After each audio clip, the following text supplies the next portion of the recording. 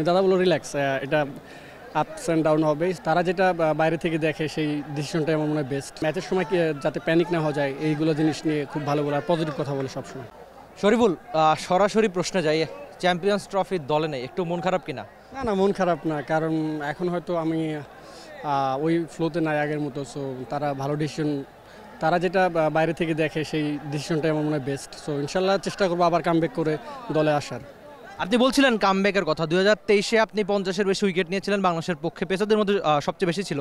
তারপর 24টা একটু খারাপ গিয়েছে অম্লমধুর, কিন্তু আবার 25-এর শুরু, তো নিশ্চয়ই একটা কামব্যাক করতে চাইবেন।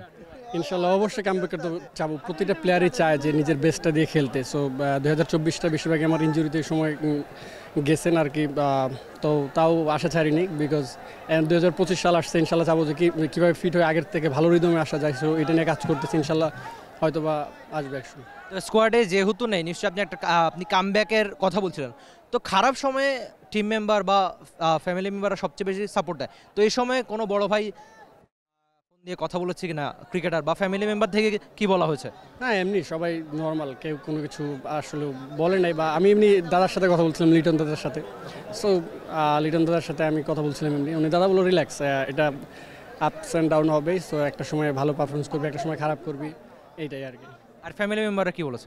ফ্যামিলি মেম্বাররা জাস্ট নর্মাল বলছে, সমস্যা নাই, ভালো হয়েছে, ফ্যামিলিতে সময় দিতে পারবা। ছোট যেহেতু বাবু আছে, আমার ওয়াইফ সেটাই বলছে যে অনেক দিন ধরে সময় দেওয়া হয় না। সো এই কদিন আমাদের সময় দেওয়া হয়। আপনাকে কিন্তু অসংখ্য মানুষ ভালোবাসে, কিন্তু মনে হচ্ছে কিনা যে এখন আরও বেশি পরিশ্রম করতে হবে, যে শরীফুল ছিল নিজেকে ছাড়িয়ে ছাপিয়ে যেতে হবে? অবশ্যই তো পরিশ্রম করতেছি, আমি ট্রেনার ইফতিবার সাথে কাজ করতেছি। সো ইনশাল্লাহ দেখা যাক এখন কতটুকু কামব্যাক করতে পারি। আর সন্টেটের সঙ্গে কি নিয়ে কথা হচ্ছে? ও খুবই ভালো কোচ, মাইন্ড খুব ভালো পরামর্শ দেয়, এবং কি ম্যাচের সময় যাতে প্যানিক না হওয়া যায় এইগুলো জিনিস নিয়ে খুব ভালো বলে আর পজিটিভ কথা বলে সবসময়। আর গতি নিয়ে অবশ্যই কথা বলে। সো ট্রেনিংয়ের সময় আর কি টিপস দেয় যে কীভাবে করলে কি গতিটা হবে। Thank you so much. আপনার ফ্লাইটের ব্যস্ততা, বেশি সময় নিলাম না, thank you so much. Shariful ছিলেন টি স্পোর্টসের সঙ্গে। আক্ষেপের গল্প একটু বেশি শোনালেন, তবে এখনই ভেঙে পড়ার নয়।